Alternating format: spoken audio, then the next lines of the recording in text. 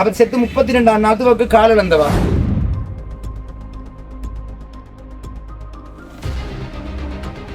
எங்களுக்கு இந்த வீட்டுக்கு கலகாலமாக நாங்கள் இருக்கிறோம். உறுதி என்ற இதே இல்லை. இந்த 3வது பரம்பரை இருக்கிறா அந்த அளவுக்கு வந்துட்டு அடுத்த பரம்பரைக்காக இந்த காணி அதை குறைஞ்ச ஒரு சோழவரி மட்டும் கட்டுறீங்க. ஒரு சோழவரி மட்டும் அந்த மாநகர சபைக்கு கட்டி கொண்டிருக்கிறோம். 2 தடவை உறுதி வந்து திரும்பி போயிட்டுது. ஆனால் ஏன் வந்து போனதுன்னு தெரியாது, இதுவரை இன்னும் தெரியாது. ஆனால் மாநகர சபையினர் எப்படி உயரத நிலைய காணியில சோழவரி வாங்கினோம் அதே போல அடுத்த கட்டமாக இதற்குரிய ஏற்பாடை செய்து கொடுக்கணும். டொய்லெட் குடி இல்லை, டொய்லெட் குடி கட்டித்தர சொல்லி கேட்டேனா, எனக்கு அந்த உதவியும் செய்யலை. உறுதியல் இல்லாத காரணத்தினால தொடர்ந்து 3வது தலைமுறையும் இதே மாதிரி போட்டு வெட்டி பாருங்க, பார்த்தா தெரியும்.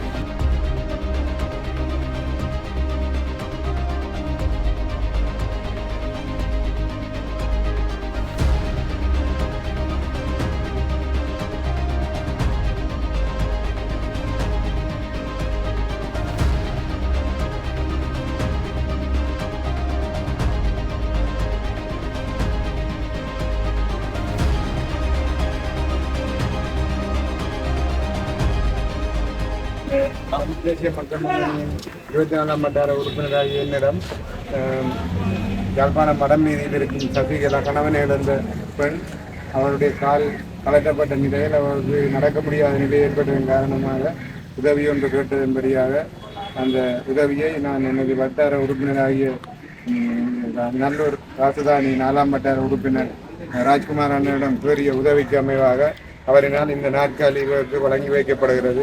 இந்த நாற்காலியை வழங்கி வைக்கும் நல்லூர் மாநகர சபை உறுப்பினர் ராஜ்குமார் அண்ணாவுக்கு நன்றிகளை தெரிவித்துக் கொண்டு இந்த நாற்காலியை இந்த அக்காவுடன் நாங்கள் வழங்கி வைக்கிறோம். இந்த நாற்காலியை வழங்கி வைக்குமாறு எங்களுடைய உறுப்பினர் ராஜ்குமார் அண்ணையும் மதன் அண்ணாவையும் கேட்டுக்கொள்கிறோம்.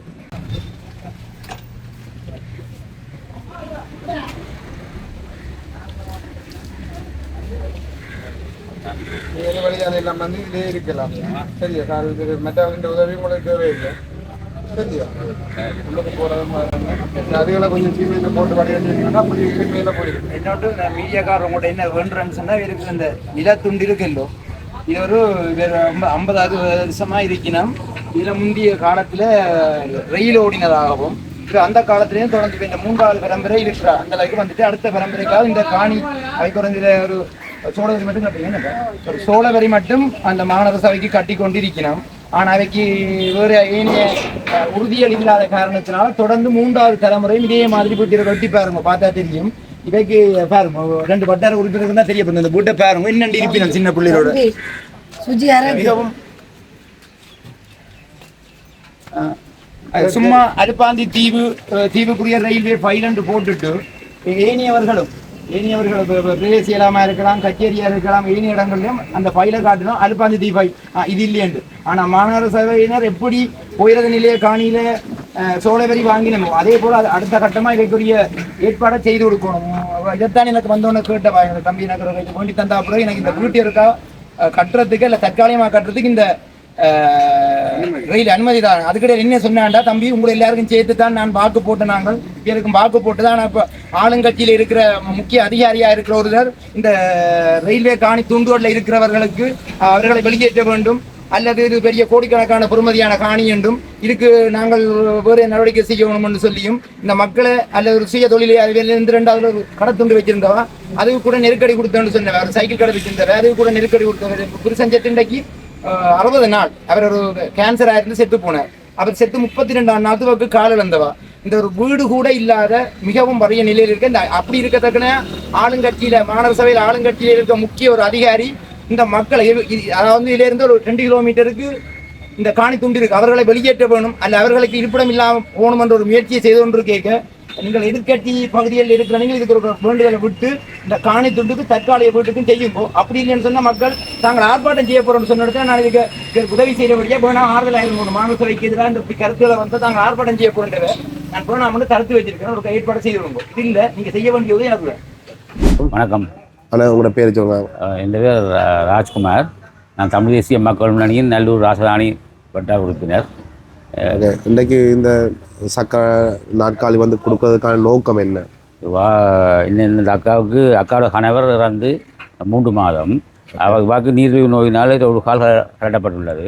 ஆகவே என்னுடைய வட்டார உறுப்பினர் சதீஷ் அவர்கள் வேண்டுகோளுக்கினாங்க என்னால் என்னுடைய நண்பன் மூலம் இந்த சக்கரை நாளையெல்லாம் கிடைத்தது. அதன் மூலம் இந்த அக்காவுக்கு நாங்கள் கொடுத்தோம். நன்றி அண்ணா அப்படியா உதவிகள் செய்கிறதுக்கு. நான் இதுக்கு மட்டும் இல்லை, நான் முதல் முறைக்கு அந்த கூல்ட்ரிங்க்ஸ் வெயில் காலத்தில் கொடுக்க நாங்கள் வீடியோ எடுத்திருந்தேன். மகிழ்ச்சியாக இருக்குது இப்படியான உதவிகளை தேடி செய்கிறதுக்கு. உங்களுக்கு மட்டுமல்ல, இந்த நிதியுதவியை செய்து அதை நீங்கள் நீட்டாக வடிவாக கொண்டு வந்து கையளித்ததுக்கும் உங்களுக்கும், அதே மாதிரி இந்த நிதியுதவியை செய்தது அவர்களுக்கும் எங்களுடைய நன்றிகள்.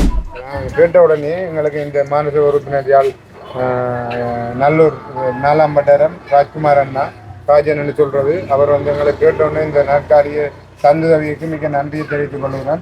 இந்த அக்காவுக்கு அது பயனுள்ளதாக அமையும் என்று நாங்கள் நினைத்து, அவர் கணவன் இழந்த ஒரு பெண் ஆனபடியாக அவருக்கு அந்த முதல் முக்கியத்துவத்தை கொடுத்து எனது வட்டாரத்துக்கு இந்த நாற்காலியை தந்த ராஜன் அண்ணாக்கு மீண்டும் ஒரு நன்றியை சொல்லி கொண்டு விடைபெறுகிறோம். அக்கா வணக்கம், உங்களுடைய பேர் சொல்லுங்க.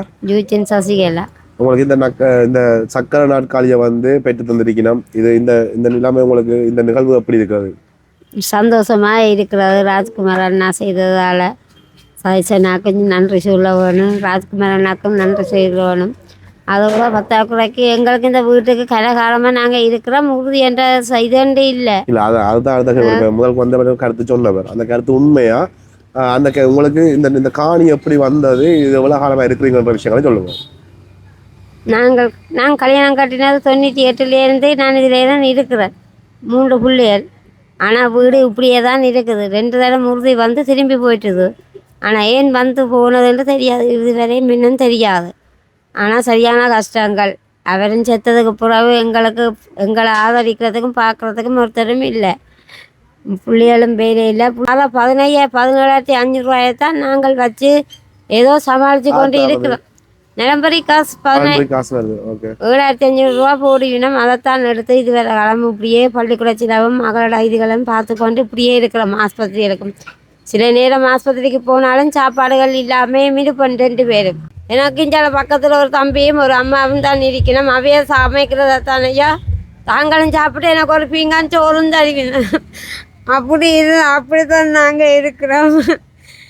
அதாவது சங்கர ஐயா வேண்ட ஒரு ஆள் இருக்கு. அவர் மாசத்துக்கு ஒரு 5,000 சாமான் தருவேன். அதே மாதிரி இந்த காணி பிரச்சனை காய்ச்சிருக்கணும். அந்த காணியில் என்ன பிரச்சனை? உனக்கு கணவன் கேட்க சைக்கிள் கடை போட்டது இவங்க அதை பிரச்சனை பண்ணி தான் தூக்கினதா என்ன நடந்த மாநகர சபைன்ற இதுக்கும் கூட இந்த காணி பிரச்சனையும் சொல்லுங்க. ஓமையா கவியர் மனுஷன் சைக்கிள் கடை முன்னுக்கு நடத்தி கொண்டு இருக்கும்போது அவையே அதுக்கும் உறுதிக்கு சோழவரி வேணுனவே அதுக்கும் காசு கட்டினாங்க. அதுக்கும் காட்டினாங்க, இந்த காணிக்கும் கட்டினாங்க. கட்டி பேருந்து அவையை கொண்டு வைபாசா கொண்டு அந்த போஸ்ட் கட்டியல் இதுகளெல்லாம் போட வலிக்கிட்டேன். அதோட மனுஷனுக்கு 2-3 தரம் கரண்ட்டு அதில் விழுந்து அப்போல்லாம் மனுஷனுக்கு கரண்ட் அடித்த அப்புறம் நாங்கள் அதெல்லாம் கடையை விட்டுட்டோம். விட்டா போடுறதுக்கு நாங்கள் எங்களை வீட்டு வாசலுக்கே கடையை போட்டு நடத்தினாங்க. வேந்து அவருக்கு வருத்தம் அவர் செத்ததுக்கு பிறகு உழைச்சி தரவும் ஆம்பளை பிள்ளை இல்லை உழைக்கம் என்னால் வேலைக்கும் போக இல்லாமல் போயிட்டு ஐயா காலும் இல்லை. எங்களுக்கு காணி இருந்தும் எங்களுக்கு வீடு கட்டி உதவி செய்யறதுக்கு ஒருத்தரும் பெறவும் இல்லையா. இந்த காணி உங்களுக்குன்னு சொல்லி என்ன முடிவு எடுத்திருக்கிறேன்னு சொன்னா, இப்ப கிட்டடியில ஒரு வீடியோ மாநகர சபையில இருந்து வெளியில வந்த வீடியோல சொல்லியிருக்கணும். இந்த ரயில்வே காணி கோடி பெறுமதியான காணியா, அதை இந்த வியாபாரம் செய்யணும், இது செய்யணும், ஆக்கிரமிப்பு செய்யணும்ன்ற மாதிரி சில விஷயங்கள் வெளியில போய் கொண்டிருக்கு. சரியான இந்த மாதிரி விஷயங்களை நீங்கள் எப்படி கேள்விப்பட்டிருக்கீங்க? அப்படி ஒரு விஷயம் ஒன்று போகுதுண்டு என்ன ஒழும்ப சொல்லி நின்றவே ஒழும்புங்கோ நாங்கள் வேறு இடத்துல உங்களுக்கு கதவி பக்கம் காணி தாரம்னு சொல்லி பிரச்சனை எடுத்தவே. நாங்கள் தான் எல்லாரும் சொன்னாங்க பிள்ளைகள் படிக்கிறது பள்ளிக்கூடம் பக்கத்தில் இருக்குது, நாங்கள் காக்கதவி பக்கம் போக மாட்டோம், நாங்கள் வருத்தக்காரர், எங்களுக்கு இதுக்கே உறுதியை தாங்கன்னு சொல்லி கேட்டோம். நாங்கள் அப்படி ஒருத்தரும் எங்களுக்கு அந்த உதவி செய்ய இல்லையா. டொய்லெட் குடி இல்லை, டொய்லெட் குடி கட்டித்தர சொல்லி கேட்டேன். நான் எனக்கு அந்த உதவியும் செய்யலை. புருஷன் இருக்கு புள்ளிகள் இருக்காண்ட எல்லாம் தவிர்த்து எல்லாத்தையும் விட்டுட்டேன். விட்டு இப்போ கொஞ்ச நாளாக அந்த பிரச்சனை இப்போ இல்லாமல் இருக்குது. சொல்லிச்சுன்னா உறுதி வேறுமெண்டா அந்த உறுதின்ற கதையும் இல்லையா ஐயா. இது வேறு காலம் உறுதி கால மாதிரியும் தெரியலை. எங்களுக்கு நல்ல வீடு வாசலும் இல்லையா ஐயா.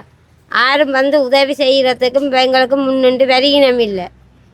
உங்களுக்கு ஒரு உதவி தேவைன்னு சொல்லி சொன்னால் அப்படி உங்களை தொடர்பு கொள்ள போகணும். அந்த வீடியோ பப்ளிஷ் பண்ணுறேன், யாராவது உங்களுக்கு உதவி செய்ய ஆசைப்பட்டோன்னு சொன்னால் உங்களை எப்படி தொடர்பு கொண்டு உங்களுக்கு அந்த உதவியை செய்யலாம். என்ன போன் ஒன்று தானையா இருக்கு, அதான் பிரச்சனை இல்லையா தருவீங்களா? ஓமையா நான் போடுறேன். உங்களுக்கு இப்போ டாய்லெட் வசதி இல்லை, வீடு வசதி இல்லை, இது இப்போ பார்க்கிறேன் தான் நான் வீடியோவில் காட்டுவேன். அப்போ பார்த்துட்டு ஏதாவது உதவி செய்ய போயினோம்னா கண்டிப்பாக செய்வினோம். நீங்கள் தொடர்பு கொண்டா கதைங்க. ஓமையா நாங்கள் இதுக்கு வந்து இடையில வரையில நாங்கள் நேரடியாக தொடர்படுத்தி விடுறோம். ஓமையா அதை உதவி எனக்கு செய்யுங்க. மகள் படிக்கிறாவ ஐயா. ஓகே.